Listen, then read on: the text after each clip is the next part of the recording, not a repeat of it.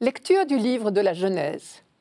En ces jours-là, la parole du Seigneur fut adressée à Abraham dans une vision.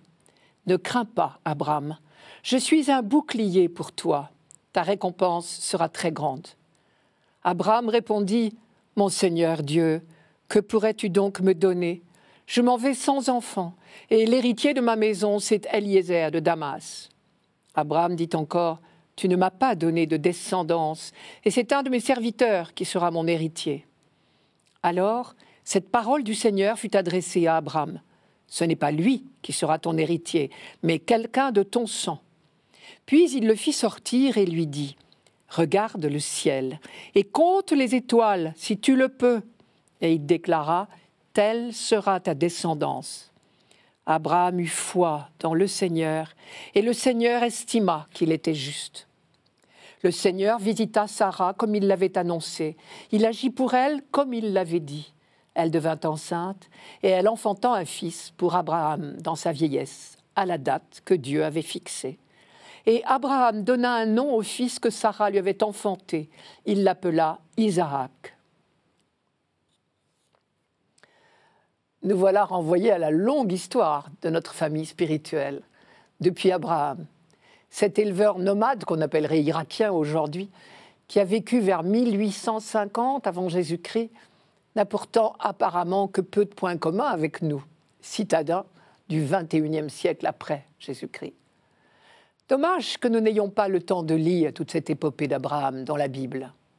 Ici, nous n'en avons qu'un raccourci trop rapide. Le texte que nous venons d'entendre juxtapose en effet deux chapitres qui sont en fait très éloignés l'un de l'autre dans l'Ancien Testament.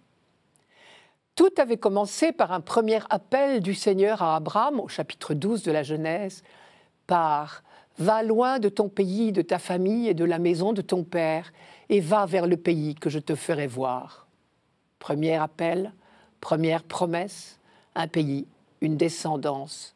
Première mise en marche d'Abraham sur ce simple appel de Dieu. Abraham partit comme le Seigneur le lui avait dit. Une marche qui le mène de campement en campement en Égypte et en Palestine. Une longue marche d'Abraham, une longue marche au propre et au figuré, une marche qui a duré des années.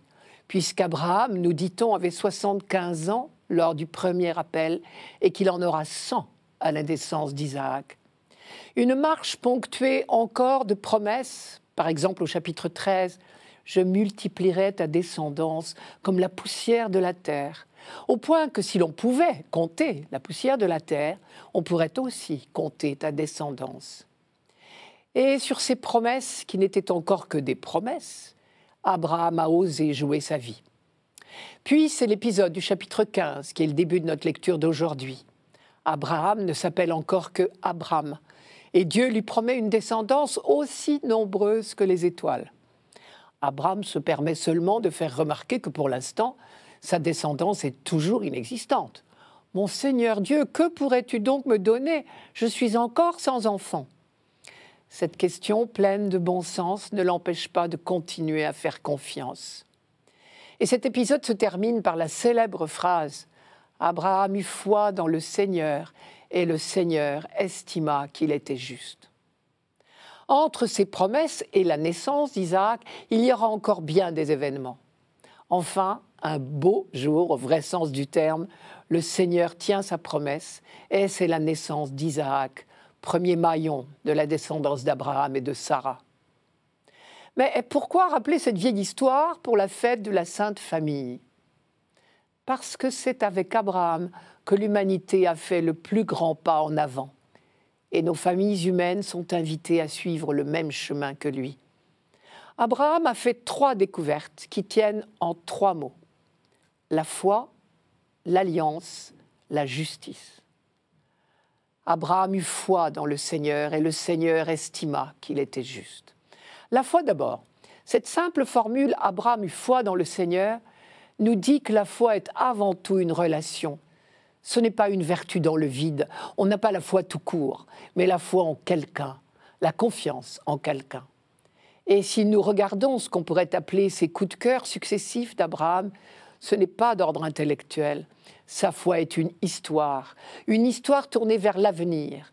Dieu lui fait des promesses, il y croit.